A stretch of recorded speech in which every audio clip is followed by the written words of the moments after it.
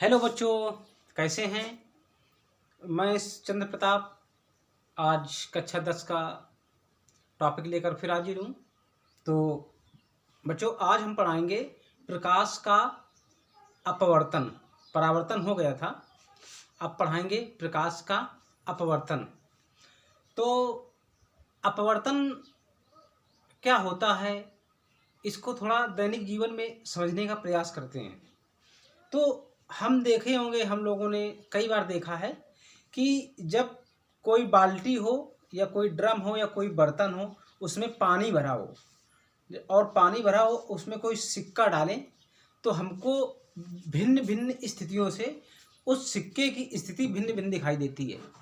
कहीं से वो अधिक गहरा दिखाई देगा, कहीं से अपने तल से ऊपर दिखाई देगा और कहीं से गहरा दिखाई देगा अपने तल से। तो ये सब घटनाएं जो होती हैं, ये प्रकाश के अपवर्तन के कारण होती हैं।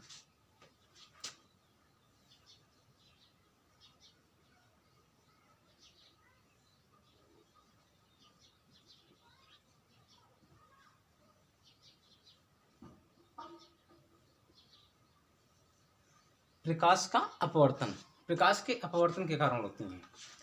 तो जब हम इसको डिफाइन करने का, या ऐसा क्यों होता है कि सिक्के हमें क्यों दिखाई देते हैं, तो बच्चों आप लोगों ने देखा है कि यदि आपको मैदान में दौड़ाया जाए तो आप तेज दौड़ते हैं। मैदान में आप बहुत तेज तेज दौड़ेंगे क्योंकि कोई बाधा नहीं है। और यदि आपको पानी में दौड़ाया जाए, मतलब 2 फुट पानी भरा हो, घुटनों तक पानी हो, और आपको कहा जाए दौड़ो, तो उसमें बहुत धीरे धीरे दौड़ पाएंगे, बहुत धीमे धीमे दौड़ेंगे।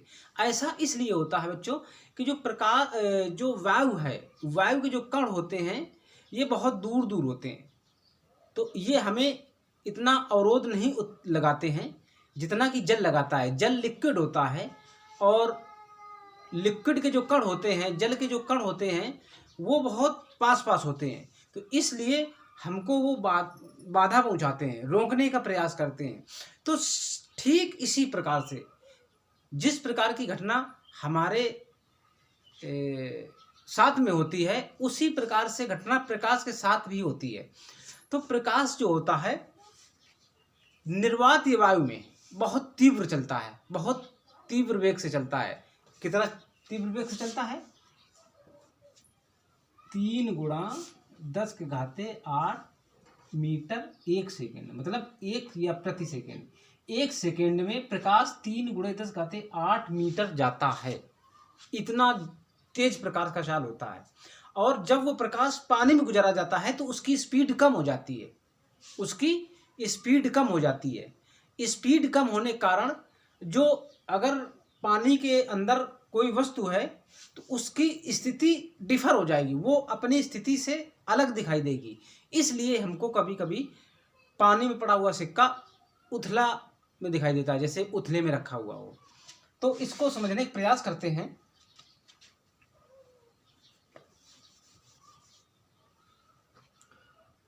कि अब इसका क्या कहेंगे। जो मैं बताया ये अपवर्तन की घटना ही है। अब इसको विज्ञान की भाषा में कैसे बताएंगे, तो कहेंगे जब प्रकाश किसी एक माध्यम से चल के दूसरे माध्यम में जाता है। मैंने माना ये 2 माध्यम है, ये हमारा जल है,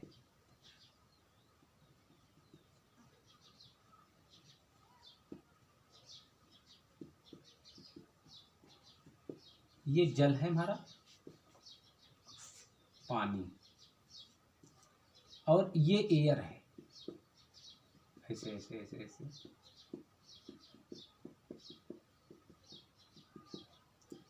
ये वायु है।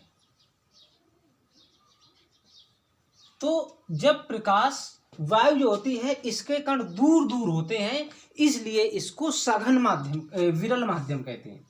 क्या बोलते हैं? विरल माध्यम। विरला मतलब दूर दूर, और पानी के कण पास पास होते हैं, इसलिए इसे बोलते हैं सघन माध्यम। सघन माध्यम। ये बच्चों सघन माध्यम है, ये सघन माध्यम है। तो आप सघन माध्यम, विरल माध्यम भी समझ गए होंगे।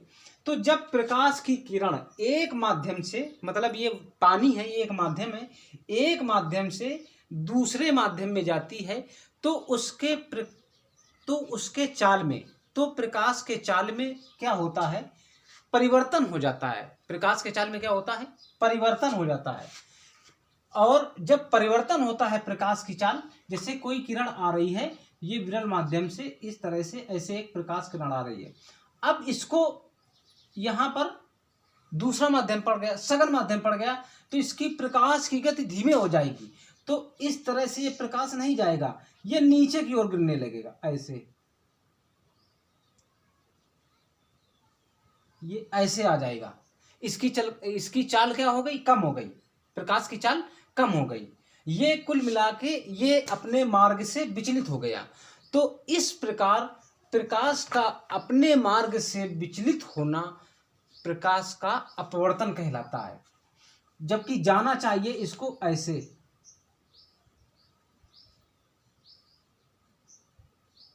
ये इसका है, मगर सघन माध्यम पड़ गया तो प्रकाश की चाल बदल गई। प्रकाश की चाल बदलने के साथ साथ वह अपने निर्धारित मार्ग से विचलित हो गया, दूर हो गया और दूसरे मार्ग से चला गया, दूसरे मार्ग से चला गया। तो बच्चों इसकी बिल्कुल सिंपल परिभाषा है कि जब एक प्रकाश की किरण किसी विरल माध्यम से सघन माध्यम में जाती है, जब कोई प्रकाश की किरण विरल माध्यम से सघन माध्यम में जाती है तो उसके चाल में परिवर्तन हो जाता है। चाल में परिवर्तन होने के साथ वह किरण अपने मार्ग से विचलित हो जाती है, अपने मार्ग से विचलित हो जाती है। इस घटना को प्रकाश का अपवर्तन कहते हैं, इस घटना को प्रकाश का अपवर्तन कहते हैं। अब बच्चों यहाँ पर हमें एक लंब खींच ले, जिसे अभिलंब कहेंगे, ये काल्पनिक होता है, ये अभिलंब इसको कहेंगे।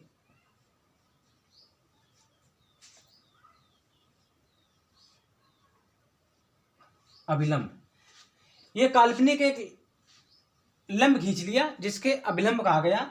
तो अब इसको कैसे डिफाइन करेंगे आगे कि जब कोई प्रकाश किरण विरल माध्यम से सघन माध्यम में जाती है तो वह अभिलंब, ये अभिलंब है, अभिलंब की ओर झुक जाती है, अभिलंब की ओर झुक जाती है। और जब कोई अगर प्रकाश की किरण ऐसे जाए, इस दिशा में जा रही हो, सघन माध्यम से विरल में जा रही हो, तो इसका उल्टा होगा। और जब कोई प्रकाश किरण सघन माध्यम से विरल माध्यम में जाती है तो क्या होती है, अभिलंब से दूर हट जाती है, अभिलंब से दूर हट जाती है। तो आप इसको पॉज कर कर वीडियो को देख सकते हैं। तो इसमें कितने पॉइंट सामने आए, जब विरल माध्यम से प्रकाश सघन माध्यम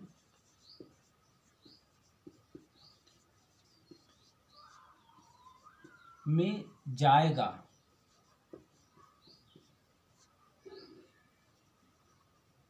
विरल माध्यम से प्रकाश जब सघन माध्यम में जाएगा तो क्या होगा, प्रकाश की चाल बदल जाएगी, चाल बदल जाएगी। नंबर दूसरा कौन सी घटना होगी, प्रकाश किरण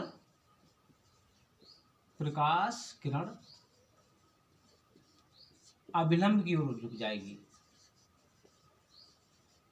अभिलंब की ओर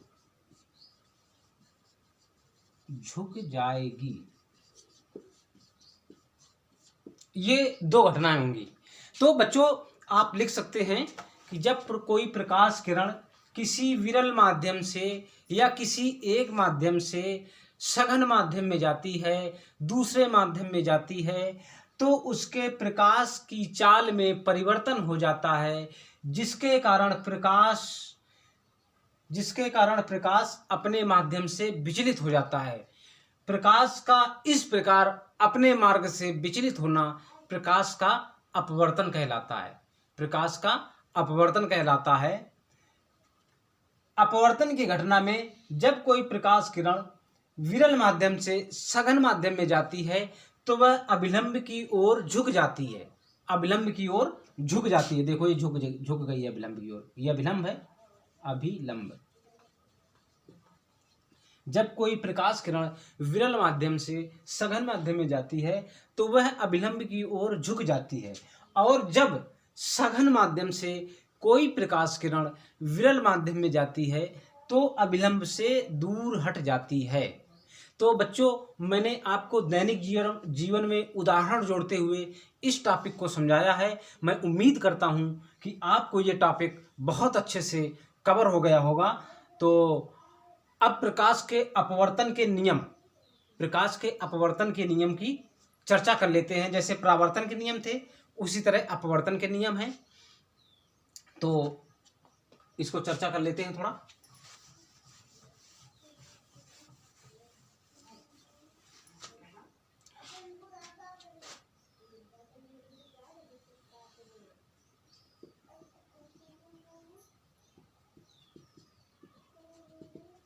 ये हमारा सघन माध्यम है।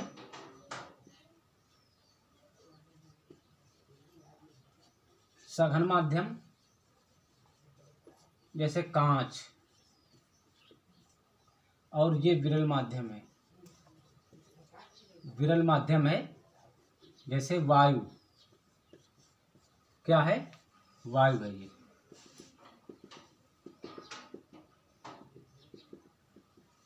क्या है ये? वायु है। तो इसको समझते हैं। ये एक प्रकाश किरण आई ऐसे, और ये अभिलंब खींच दिया हमने। अभिलंब है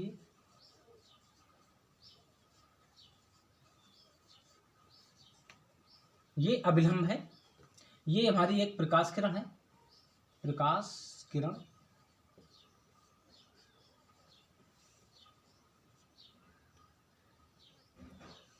ये जाके इस तरह से अपने मार्ग से विचलित हो गई, क्योंकि सघन माध्यम में प्रकाश की चाल कम हो जाती है।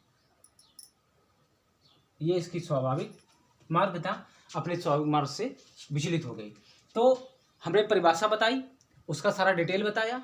अब हम बच्चों बताते हैं प्रकाश के पर अपवर्तन के नियम।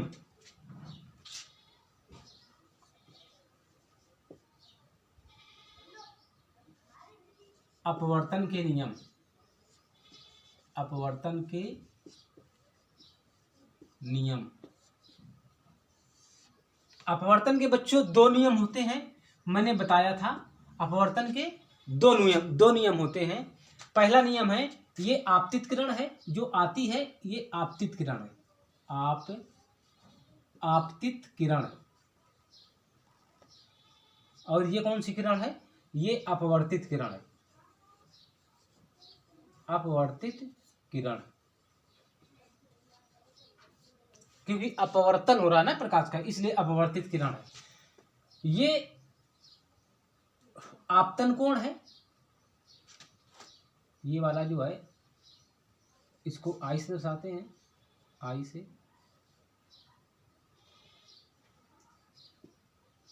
आपतन कोण। आपतन कोण है ये बच्चों। ये वाला परावर्तन कोण है, अपवर्तन कोण है। अपवर्तन कोण। ये आपतन बिंदु है। आपतन बिंदु, जिस बिंदु पर प्रकाश किरण आपतित होती है उसे आपतन बिंदु बोलते हैं। क्या बोलते हैं? आपतन बिंदु बोलते हैं। तो अब जैसे परावर्तन के दो नियम थे, उसी प्रकार बच्चों अपवर्तन के भी दो नियम होते हैं। उसी तरह से पहला नियम ये है आपतित किरण, अपवर्तित किरण तथा आपतन बिंदु पर खींचा गया अभिलंब तीनों एक तल पर होते हैं। देखो, आपतित किरण और ये अपवर्तित किरण। आपतित किरण, अपवर्तित किरण और आपतन बिंदु पर खींचा गया अभिलंब तीनों एक तल पर होते हैं। तीनों एक तल पर होते हैं, ये पहला नियम है। आपतित किरण, आपतित किरण, अपवर्तित किरण और अभिलंब तीनों एक तल पर होते हैं या एक बिंदु पर होते हैं, एक तल पर स्थित होते हैं, स्थित होते हैं। ये पहला पॉइंट हो गया। दूसरा पॉइंट है बच्चों, दूसरा पॉइंट इंपॉर्टेंट है। ये दूसरा पॉइंट ये है, ये कौन सा है? ये आपतन कोण है, ये अपवर्तन कोण है। इधर लिख लेंगे ऐसे करके,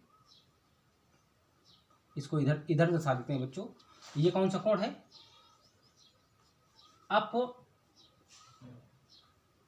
अपवर्तन कोण, अपवर्तन कोण।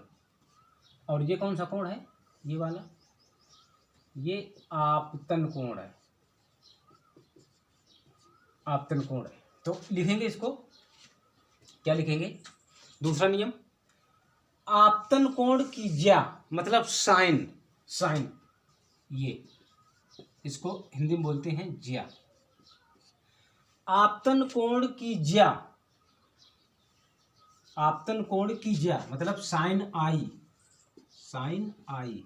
आपतन कोण की ज्या और अपवर्तन कोण की ज्या मतलब आर, साइन, ये आर है, साइन आर का अनुपात एक नियतांक होता है जिसे पदार्थ का नियतांक कहते हैं। ठीक, क्या? आपतन कोण की ज्या और अपवर्तन कोण की ज्या का अनुपात एक नियतांक होता है। ठीक है, इसे स्नेल का नियम भी बोलते हैं, इसे स्नेल का नियम भी बोलते हैं। समझ गए? इसे स्नेल का नियम बोलते हैं। तो बच्चों ये आपको समझ में आ गया होगा और मैं उम्मीद करता हूँ कि आपको अच्छे से समझ में आया होगा। तो दूसरा नियम है कि अपवर्तन कोण की ज्या, आपतन कोण की ज्या और अपवर्तन कोण की ज्या का अनुपात एक नियत होता है, एक नियतांक होता है जिसे पदार्थ का अपवर्तनांक कहते हैं, जिसे पदार्थ का अपवर्तनांक कहते हैं और इसे स्नेल का नियम कहते हैं, इसे स्नेल का नियम कहते हैं। स्नेल, स्नेल का नियम, ये स्नेल का नियम है। स्नेल का नियम क्या होता है? तो स्नेल के नियम आ जाए, स्नेल का नियम लिखो तो लिखेंगे अपवर्तन की घटना में, अपवर्तन की घटना में आपतन कोण की ज्या और अपवर्तन कोण की ज्या का अनुपात एक नियतांक होता है जिसे पदार्थ का अपवर्तनांक कहते हैं और इसे स्नेल का नियम कहते हैं। Sine i upon sine r is equal to n, ये स्नेल का नियम है। बस इतना बच्चों लिखना है, आपको 1 या 2 नंबर प्रश्न आएगा, आसानी से हो जाएगा, आसानी से हो जाएगा। अब बच्चों बात करते हैं अपवर्तनांक की।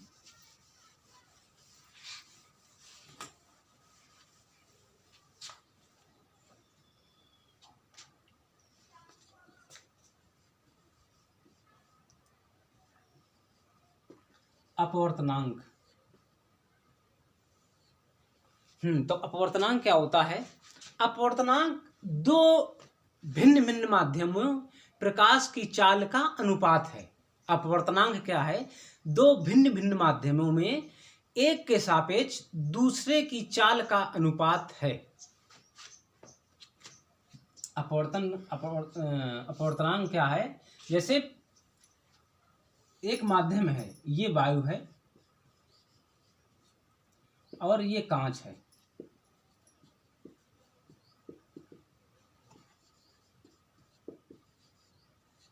ये पहला माध्यम है और ये दूसरा माध्यम है।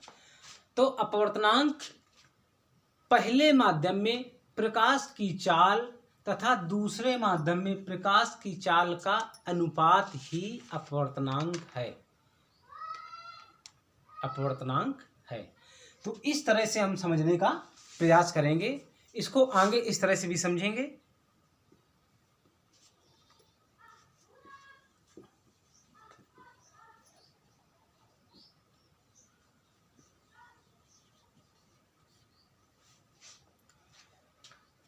माध्यम एक है वायु और माध्यम दो है कांच। माध्यम एक में प्रकाश की चाल v1 है, माध्यम दूसरे में प्रकाश की चाल v2 है। तो लिखेंगे माना माध्यम एक में प्रकाश की चाल v1 है, माना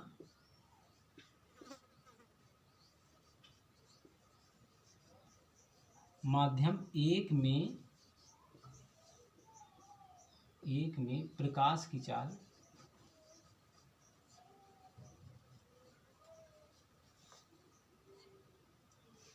v1 है तथा माध्यम दो में प्रकाश की चाल v2 है, v2 है। माध्यम एक वायु है, माध्यम दो कांच है, अतः वायु के सापेक्ष कांच का प्रवर्तनांक हमको जहां देखना है, हमको कांच का प्रवर्तनांक ज्ञात करना है। ठीक है, तो किसका प्रवर्तनांक? कांच का। किसके सापेक्ष? वायु के सापेक्ष। तो लिखेंगे अतः वायु के सापेक्ष कांच का प्रवर्तनांक, अतः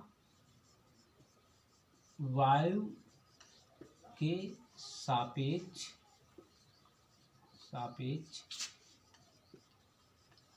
कांच का अपवर्तनांक मतलब वायु के सापेक्ष यहाँ 1 लिख दें और कांच का सापेक्ष 2। ठीक है, मतलब माध्यम एक के सापेक्ष दूसरे का अपवर्तनांक, तो अपवर्तनांक को n लिख देंगे हम, n लिख देंगे। ठीक है, माध्यम क्या लिखेंगे? कांच का अपवर्तनांक एक के सापेक्ष। ठीक, कांच का अपवर्तनांक वायु के सापेक्ष। ठीक, कांच का अपवर्तनांक वायु के सापेक्ष। वायु एक क्या है? वायु है, दो है कांच। तो लिखेंगे कांच में, इसमें एक क्या है? वायु में प्रकाश की चाल,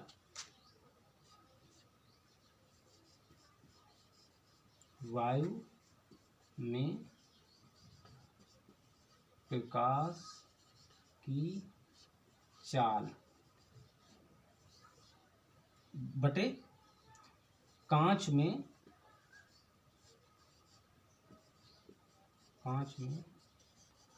प्रकाश की चाल।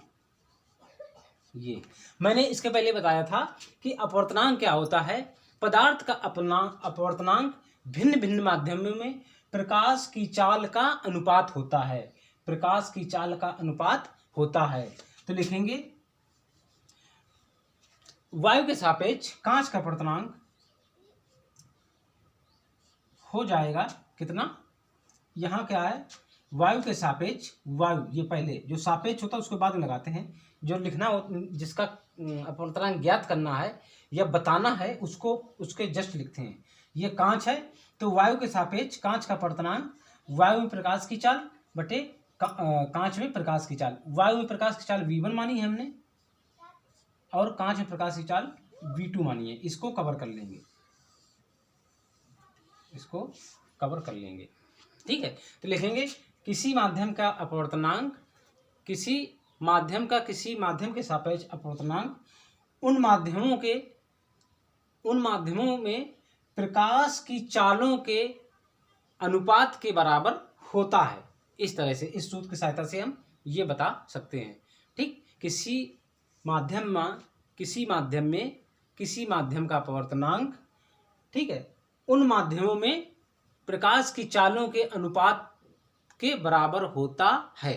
तो इस तरह से हम ये इसको गणना कर सकते हैं। बच्चों, मैं उम्मीद करता हूं कि प्रकाश का अपवर्तनांक आपको समझ में आया होगा और ये जो सूत्र बताया है आप इसको सूत्र को नोट कर लें, बहुत ही इंपॉर्टेंट सूत्र है। अब बात करते हैं आगे।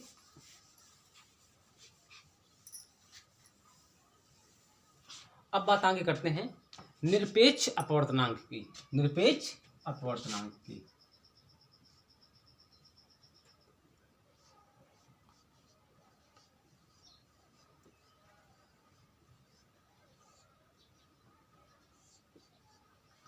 तो बच्चों निरपेक्ष अपवर्तनांक क्या होता है, जैसे मैंने बताया अभी चित्र बनाया था कि बना लेते हैं थोड़ा। ये वायु है, ये माध्यम पहला है, और ये कांच है, कांच ये दूसरा माध्यम है। इसमें v1 वेग है, इसका v2 वेग है, इस तरह से। तो क्या लिखेंगे कि यदि माध्यम एक वायु है, माध्यम दूसरा कांच है, माध्यम एक वायु है, माध्यम दूसरा कांच है, तो निर्वात तो जो वायु है उसको हम निर्वात मान लेते हैं, कांच के सापेक्ष इसको हम निर्वात मान लेंगे। इस प्रकार कांच को क्या मानेंगे, उसके सापेक्ष। इस प्रकार वायु को कांच के सापेक्ष निर्वात मान लेंगे, और इस निर्वात को जो निर्वात पहला माध्यम वायु है, दूसरा माध्यम कांच है, ठीक। पहला माध्यम वायु, दूसरा माध्यम कांच है। कांच के सापेक्ष हम वायु को निर्वात मान लेंगे, कांच के सापेक्ष हम वायु को निर्वात मान लेंगे। तो इस प्रकार हम कह सकते हैं कि कांच के अपवर्तनांक को निर्वात के सापेक्ष निरपेक्ष अपवर्तनांक कहते हैं। कांच के अपवर्तनांक को, ये कांच है, कांच के अपवर्तनांक को वायु के सापेक्ष निर्वात अपवर्तनांक को निरपेक्ष अपवर्तनांक कहते हैं, निरपेक्ष अपवर्तनांक कहते हैं, ठीक। कांच के अपवर्तनांक को, यहाँ से कांच के अपवर्तनांक को वायु के सापेक्ष या निर्वात के सापेक्ष कांच का अपवर्तनांक निरपेक्ष अपवर्तनांक कहलाता है, निरपेक्ष अपवर्तनांक कहलाता है। कांच के अपवर्तनांक को निर्वात के सापेक्ष निरपेक्ष अपवर्तनांक कहते हैं। इसके वाले को, इसके अपवर्तनांक को, जो कांच का अपवर्तनांक होगा, तो वायु के सापेक्ष इसके अपवर्तनांक को निरपेक्ष अपवर्तनांक कहते हैं। बस इतनी सी बच्चों परिभाषा है। मतलब कांच के अपवर्तनांक को निर्वात के सापेक्ष निरपेक्ष अपवर्तनांक कहते हैं। इसको लिख देंगे।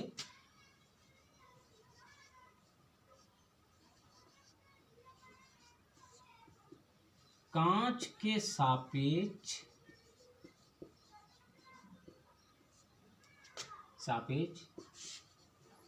निर्वात के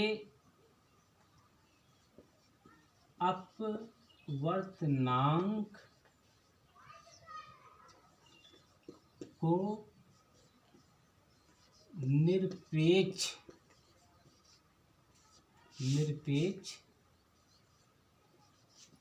अपवर्तनांक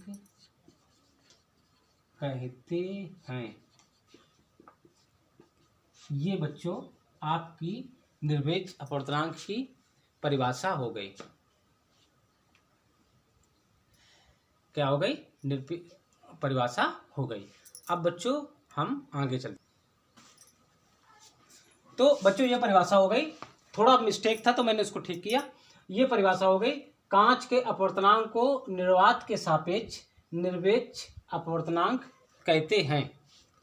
इसको एन से प्रदर्शित करते हैं, एन से, इसको एन से प्रदर्शित करते हैं, एन से प्रदर्शित करते हैं। तो एन बराबर हो जाएगा वायु में प्रकाश की चाल बटे कांच में प्रकाश की चाल। एन बराबर हो जाएगा वायु में प्रकाश की चाल बटे कांच में प्रकाश की चाल। यहां निरपेक्ष माना है इसलिए दूसरे माध्यम को नहीं लिखा गया है, पहले माध्यम को लिखा गया है। कांच का अपवर्तनांक निरपेक्ष के सामने, निरपेक्ष मतलब खाली स्थान के सामने, इसलिए यहाँ पर दूसरा माध्यम नहीं दर्शाया गया है। तो NM बराबर हो जाएगा, इसके बराबर हो जाएगा, वायु प्रकाश की चाल C से दर्शाते हैं और इसको दर्शा देंगे V से, तो हो जाएगा NM बराबर C/V। ये हमारा सूत्र हो गया। इसको आंकिक प्रश्न लगाने में ये सहायता करेगा। माध्यम का निरपेक्ष अपवर्तनांक केवल अपवर्तनांक कहलाता है। समझिए, माध्यम का, जैसे कांच का अपवर्तनांक निरपेक्ष अपवर्तनांक हो, कांच का निरपेक्ष अपवर्तनांक हो तो केवल अपवर्तनांक ही कहेंगे, केवल अपवर्तनांक ही कहेंगे। अब हम बच्चों कुछ दैनिक जीवन जो वस्तुएं होती हैं तो उनका अपवर्तनांक कितना होता है, कभी कभी पूछ देता है, हीरा का अपवर्तनांक कितना होता है, कांच का अपवर्तनांक कितना होता है, क्राउन कांच का कितना होता है, बर्फ का कितना होता है, पानी कितना होता है। तो कुछ 2-4 इम्पोर्टेंट हम अपवर्तनांक लिख रहे हैं, तो आप उतार लीजिए।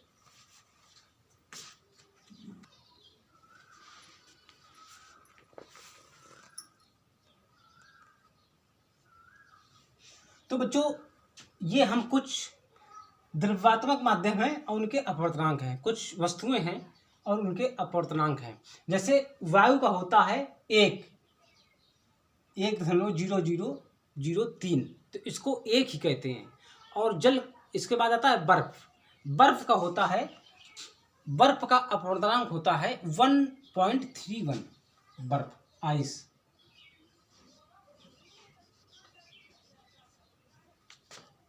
एक 1.31। इसके बाद जल का अपवर्तनांक ज़्यादा होता है बर्फ से, जल का अपवर्तनांक ज़्यादा होता है, 1.33 होता है, 1.33 होता है। तो हमने देखा कि जल का अपवर्तनांक ज़्यादा है। कभी पेपरों में आए तो आप डिफ्यूज ना होना, बर्फ का कम होता है, जल का ज़्यादा होता है। अब आता है एल्कोहल।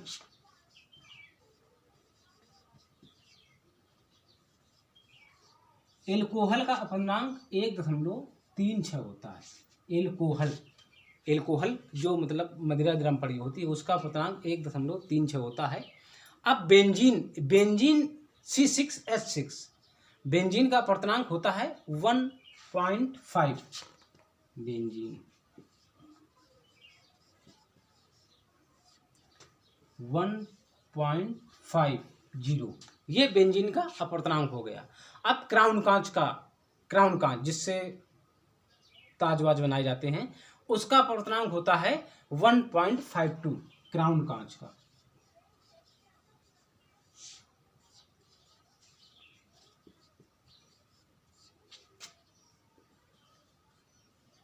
क्राउन कांच का अपवर्तनांक 1.52 होता है। अब खनिज नमक, जो हम नमक खाते हैं वो नहीं, थोड़ा वो शुद्ध हम खाते हैं, मगर जो खनिज नमक होता है उसका अपवर्तनांक 1.54 होता है, खनिज नमक।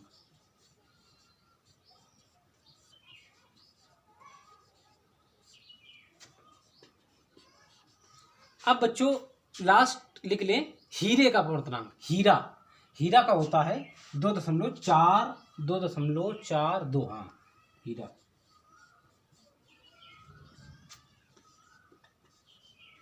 तो ये कुछ इम्पोर्टेंट अपवर्तनांक थे। मैंने बच्चों आज पढ़ाया अपवर्तन के नियम, निरपेक्ष अपवर्तनांक और अपवर्तनांक, स्नेल का नियम और कुछ महत्वपूर्ण वस्तुओं के अपवर्तनांक। तो मैं उम्मीद करता हूं कि ये आप वीडियो हमारा पॉज कर देखेंगे और जो कहीं भी प्रॉब्लम हो आप कमेंट बॉक्स में हमसे क्वेश्चन पूछ सकते हैं। तब तक धन्यवाद।